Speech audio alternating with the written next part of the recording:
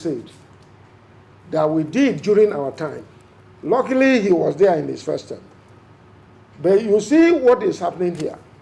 So let us continue to pray for our governor. Right. All right. For wisdom, knowledge, and understanding to be able to cope with the problems that we have here. As a student of the Bible, that is what the Bible says, that we should continue to pray for those in leadership. Pray for Tinubu. Right. Pray for our son, the SGF. Right, Your Excellency. Pray for our governor, Okay. Governor Alia, All right. so that we can have a peaceful environment to our state. Thank you very much. I'm talking about peaceful environment. Your administration actually enacted the open grazing prohibition and ranches establishment law. Now, there are allegations that you faced pressures to repeal the law. How true is this? Will you like to comment on this, that you were pressured to repeal the law? There was pressure, I told you, like when I was offered 40 billion naira interest-free loan to pay salary arrears, which was a major problem during my tenure. And I was offered 35 billion to use for infrastructural development, but on condition that the law be repealed. I rejected it. And thank God, I never said it to anyone until the former Attorney General, Kase Ondaka, said it during my Thanksgiving and also said it during his Thanksgiving. He was the one that was instructed to liaise with me, and I went to the villa and I said, no, I won't do it. So it's true, I was pressured to do that, but I rejected it because I knew that it was anti-people's policy. Right, Your Excellency. Earlier on, you talked quite passionately about praying for our leaders. To what extent are you, Benue political elites, working towards a united front to address the challenges confronting this state? Me, I'm waiting at any time. Anything that concerns the state, anything that concerns our leaders, I'm ready to do it. I spoke to our governor and I told him, even before he was sworn in, that May 29, 2023, he will be governor of Benue State. I will be a former governor. I never wanted you to be governor. I also had my preferred candidate, but he never won. You have won. God has given it to you.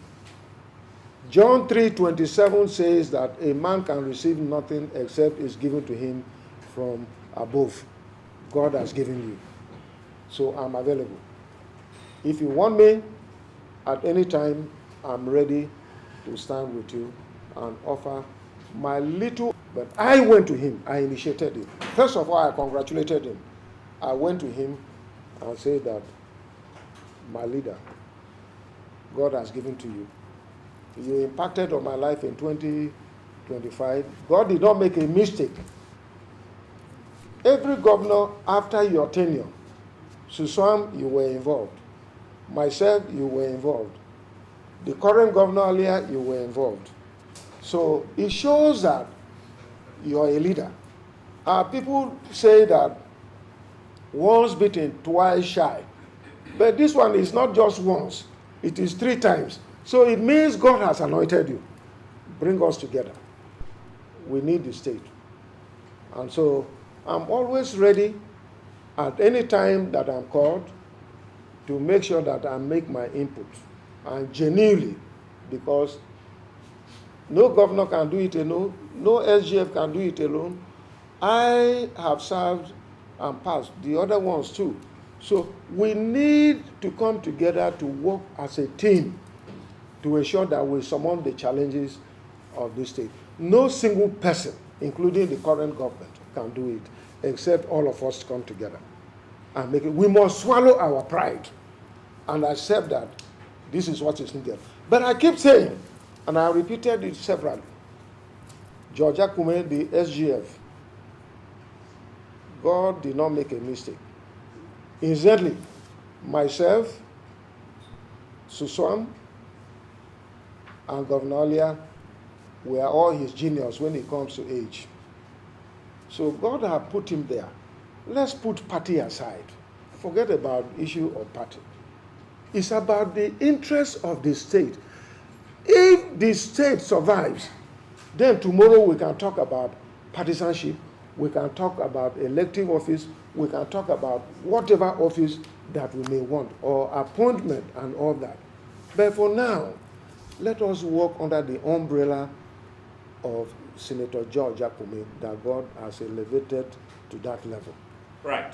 Your Excellency, now you're still watching the media interaction with the immediate past governor of Benue State, His Excellency Chief Dr. Samuel Ortom, the first ever media appearance he's making after leaving office in May 2023. And now this interaction, which I am anchoring, Atania Nongo, with myself, Shido Taka, we're joined by our colleagues, the correspondent chapel in Benue, as well as other journalists under the print for the immediate past governor of Benue State to respond. You kindly advance forward to that seat, take the microphone, tell us your name, be very brief in your submission. Two. We'll take just 2 questions. No, two, so that I don't forget. I'm not recording anything, so. Okay.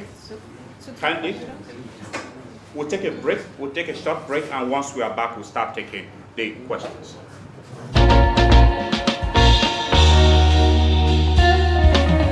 And just to inform you that down the questions.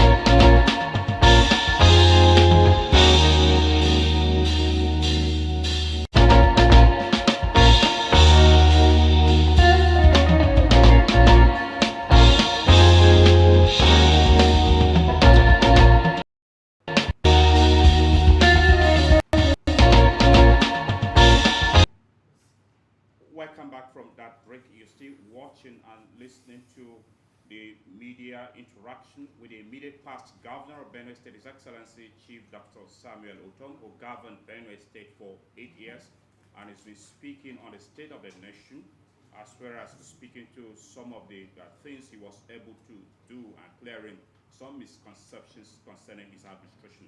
I'll now invite our colleagues, other journalists who are here in the house to also bring their questions to His Excellency to address them. Your Excellency, good morning, sir. The question, my name is Tameo Wazi. I report for News Equal, print and online. My question is this, sir. The security, brothers and sisters, security, which you fought for.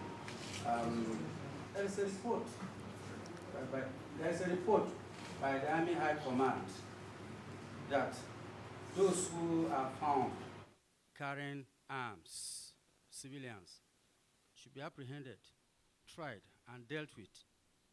On the other side, those who are attacking Benue people are heavily armed and are doing whatever. And no one seemed to have reason to let the Army Command understand the complexities of it. This is consuming the ordinary local people. Are you concerned about this? Straight on. You see, nothing new, because I have said this before. While I was serving as governor, I said, if the security agencies of our country cannot apprehend these armed Fulani herdsmen, they should also allow our civilian, including myself, to carry automatic weapons.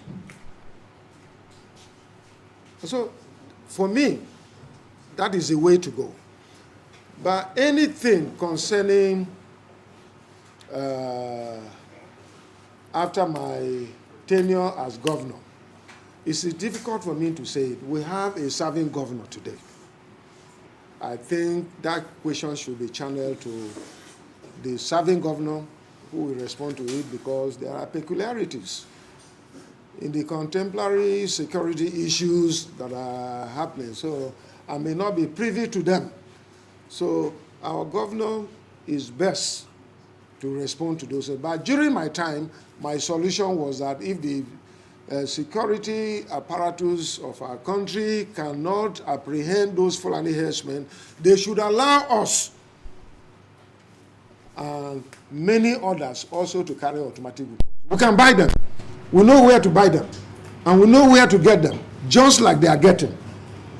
And so, if a Fulani man comes to me and he knows that this man may have automatic weapon, he knows that he's contending with somebody with equal capacity, then we can fight that. But now, I don't know what the policy is. So that question should go to the government that is in place. Right. The next question, please. My name is Aloysius Omado. I have encountered in paying salaries of workers in states. One thing we would like to know is, at the time you were living, what exactly was the wage size of Benue State? I'm asking this because even the present administration has not been able to tell us exactly how much is the wage bill of Benue State. Instead, we're having allegations like you having operated over 400 accounts during your tenure before you left, and that at the time you were leaving, you also carted away vehicles and some other valuables belonging to the state government. We would like you to react to this development. And finally, sir, if you have the opportunity to turn the hand of the clock by becoming the governor of Benue State again, what will you do? Thank you, sir. Thank you very much. Well, let me be very clear. My handover notes are with the current government. And I left over 38 billion arrears. I handed over to them. Let them bring it out. And let the public justify it. It is as clear as that. So all those questions of 400 bank accounts and all those ones, they are blatant lies. Like I said before, they were meant to just vilify me and give me a bad name. I had thought that we had finished electioneering campaign. Those lies they were saying when they were campaigning now is the reality. Not satisfied, I will go to court. And let me say, many people do not understand why I went to court to stop the probe panel, what do you call it, recovery of public access. I have not gotten the report for whatever, but I'm in court with them. We went to court, so we're in court still. I don't want to comment so much about that because the case is in court. But I want to assure you that why I went to court at all was because the Constitution of the Federal Republic of Nigeria requires that if you serve as governor, you must subject yourself to audit every year.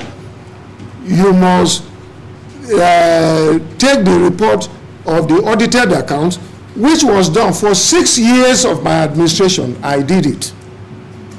And once the House of Assembly approves or disapproves a report that government submits, that is it. That was why I said no. I have done that for 6 years. So they cannot say that they are probing me for 2015 to 2023. The other, I have done it. And it's the Constitution. It's not just the law of Benue State.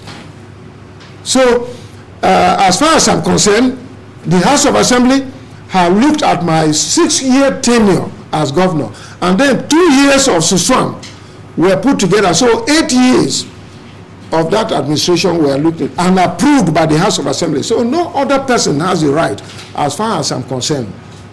So that was why I went to court. The issue of vehicles. Look, the State Executive Council is the highest body meant to approve anything that concerns Benue State. And the lifespan of every vehicle in government is 4 years. I served 8 years as governor. And I did not stop at that. The vehicles were allocated to me and I have papers. And not just me, my commissioners, my appointees, and every other person. The State Executive Council sat and approved that those vehicles should be given to those people who held them, who have served the state. That was what I did. I did not take any government vehicle.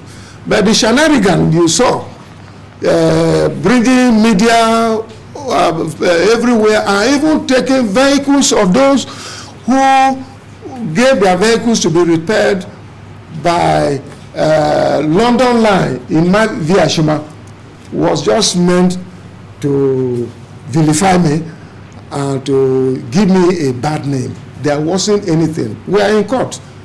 And I believe that the judiciary will give us judgment on that. I did not commit any crime. All those vehicles they portrayed was not just from me, but even other people.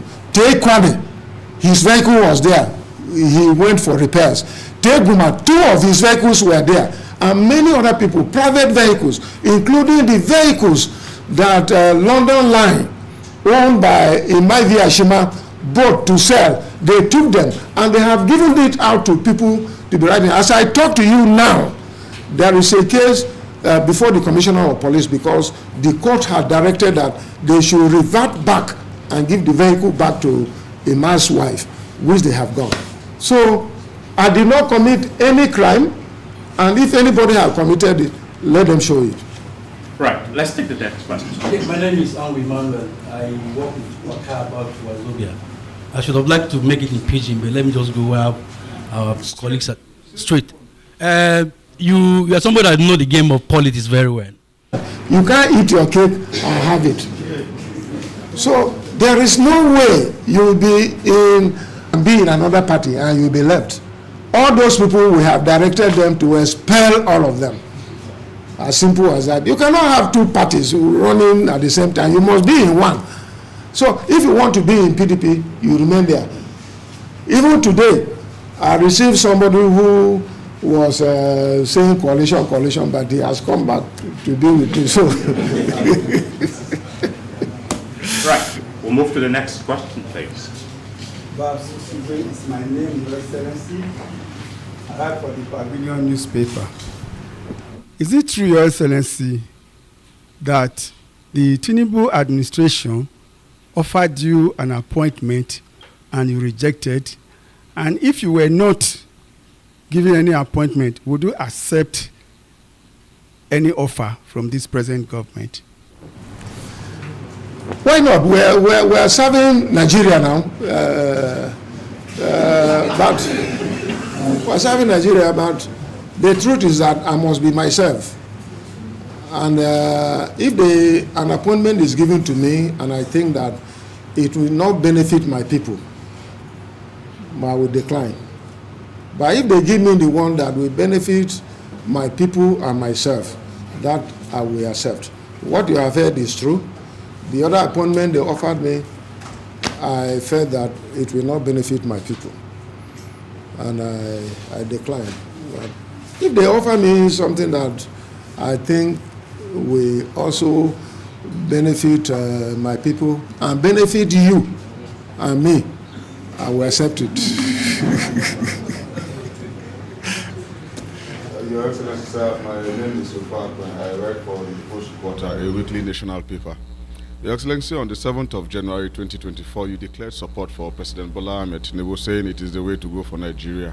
And now you are supporting a southern presidency. Come 2027, sir, will you support a candidate of your party, or you will still support Tinubu? I've said it now. We have said it before. For some of us, in the G5, minus, to be fair to one of my brothers, minus one person, but at least for four of us, if you want, you can say G4, who were there, we say that we support the southern president. If the PDP want to feed a candidate for 2027, they should produce a southern president. But in the absence of that, you know, our people say that in the land of the blind, one man's eye is what? It's a king. It's a king. So we currently have a president, and I think in the midst of the challenges we have in our country, he's doing his best. We can support him. He listens. He listens to even common people like us. Yeah, if I seek appointment with him, he's ready to listen to me, and I said certain things. There have been a lot of reforms. Everybody here knows that we need reforms to rebrand this country, to make this country work. Like the issue of fuel subsidy, I have said it. The issue of tax reforms, I have said it. And several things. And based on the kind of experience he has brought things to bear on this country. Let us continue to pray. If there is another person who feels that he has capacity more than the current president, let him come. We will evaluate the person and check if he's the right person to displace Tinubu. This is not about party and all that. But right. We can work on it. We thank our colleagues for the questions. Now, Your Excellency, as we are gradually winding down, you've been out of office for close to 3 years now. What have you been doing since after your tenure, and what are your prospects to continue contributing to the development of the state and the country? Thank you very much. You see, since I left office, the first thing I did was to hibernate and reflect about my 8-year tenure of office. I reflected, and I was led to offer prayers to God and seek a direction and where to go. I did that, and I can say that I was inspired to go back to my business. And so now is how to go back and see how I started my business in 2000, the year 2000. And let me say this. When I was contesting as governor, I never mortgaged myself. I never collected money from people to come and contest governorship here. By the grace of God, I was a billionaire before I became governor of Benue State. I sponsored myself with some little helps from people and all that. I sponsored myself to be governor of Benue State. So I didn't mortgage myself. So that was why I was able to do the things that I did without depending on anyone. So after reflecting, after prayers, I felt that go back to your business. After all, you have impacted so much on the people, and continue to do it. That is what I am doing now. I have gone back to my business. And I made a public declaration that I'm not contesting 2027 election. But for my party people, those who intend to contest, I will support them. I will stand with them. As long as they are the right people, and I committed to working for the people and delivering dividends of democracy, I will support them. For me, I will go back to my business. Whatever I'm able to raise, I will do that. Though working here is a very hostile environment. The government has been against me. They have fought against me in several ways, ensuring that they kill my business and all that. But it doesn't matter. I've been doing my best, and by the grace of God, God has been helping me. The over 1,000 people that we have in our business are being paid by the company that I founded in 2000, and they are still working. So I will continue to do that. Politics, when it comes, I will also be there to support it. Right. And so on. Right. We'll take a short break once again, and when we are back, perhaps we'll engage with the listener and the audience, and then we'll wrap it up. Stay with us.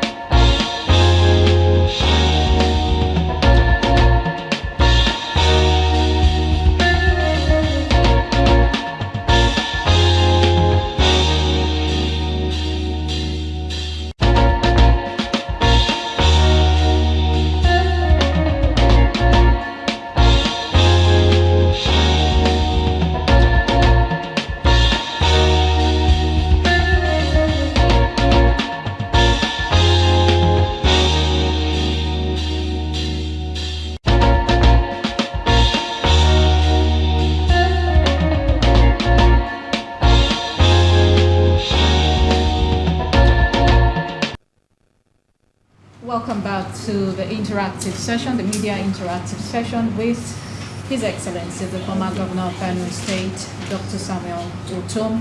And it's good to have you back. And right now, we'll proceed to the calls. So we're expecting to hear from you about what you feel we'll be talking about all this while. So just go ahead and call. Call us, call 090 180 10402. Of course, I'll take the number again. 090 180 10402. Please, when you call, tell us your name and where you're calling from, and please go straight to the point so we can hear you out. So go ahead and call 090 180 10402. That's the number to call.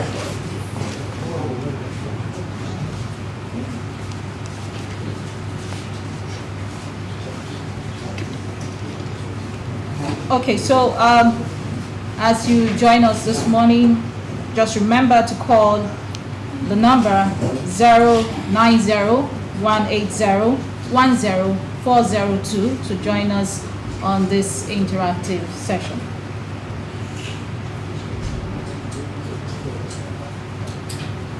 Now, Your Excellency, while we try to engage with the course, the technical team is working on that. You have served your tenure 8 years. You're done. Other citizens of Benue, younger ones like myself and my colleague Shido, what advice would you have for them? Perhaps they have the prospects and future to become leaders like yourself. But before you respond to that, let's engage with the course. Our technical team is able to sort that out. Good morning and welcome to the Media Interactive with the former Governor of Benue State. Yeah, thank you very much. My name is Chokasi from Zakibiam in Ortom local government. Very well, Chokasi. Go ahead. How is Zakibiam this morning? Okay, I wish to use this opportunity to appreciate the immediate past governor of Benue State for having this media interaction with the Benue people. We in Ortom local government, we are very proud of him. During this time, our people were going to their farms. But as I speak to you now, we have 13 council wards in the Ortom local government. And only one council ward is safe. The rest of the 12 council wards have been displaced. And the people are either the Tirisho Zakibiam, Asia, Pagi, and the rest of the towns in the Ortom local government. And so we are looking for an opportunity to honor him for what he did to us. And we wish to pray that God should protect him and guide him. Thank you very much. All right, thank you for calling me on the program. Thank you. Continue to pray for the present administration for peace to reign in our state. All right. Jokasi says the people of Ortom are looking forward to an opportunity to honor you, Your Excellency. And anyway, let's engage with more of the calls coming in. Hello, good morning. Good morning. Oh, we lost connection with the call. Shido, you like to record the number again? Perhaps the listener would like to take it once again. Definitely. So call 090 180 10402 to join us. So I'll take that one more time. Okay, we have a call coming in. Good morning. Hello, good morning. Thank you for joining us on the Media Interactive with the former Governor of Benue State. Okay, my name is Teso Fanem. Teso Fanem, where are you reaching us from? I'm calling from Constitution Local Government. Good. Which part of Constitution kindly? Shangitiel. Very well. Now, go ahead. Okay, I want to appreciate Governor Samuel Ortom very well. Since he left office, most of the projects initiated have been abandoned, especially the security aspect of the program. Can you hear me? Very well. You are on, Fanem. Go ahead. We're listening to you. So what I'm saying is that if there's any way you can help the present administration with ideas, you should do that. Thank you very much. let me join hands with you. Let's continue to pray for the present administration, because government will always be a continuum. Let us pray that they will continue from where we stop.